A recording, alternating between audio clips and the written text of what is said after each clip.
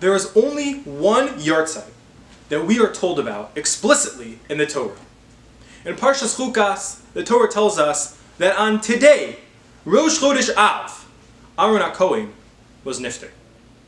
What can we learn about Aaron that we can take with us into this period of the 9 days? What do we know about who Aaron was?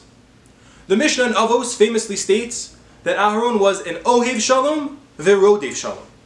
He was a lover of peace and a pursuer of peace. On a simple level, we know that means that he attempted to resolve conflicts as best as he could.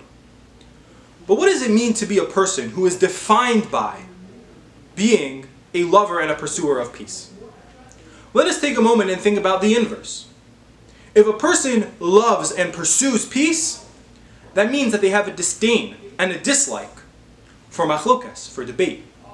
Unfortunately, we live in a society that is heavily politicized and incentivizes people having the hot take, the inflammatory remark, the person who can have that line that will energize their supportive base and that will enrage their opponents, constantly inflaming and fanning the fires of machlokas.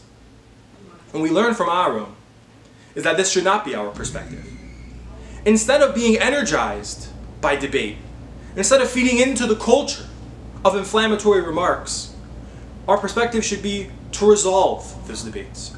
Of course, in our communities there will always be disagreements that are for the betterment of Klal Yisrael. And our perspective should not be to energize those debates, but to resolve them.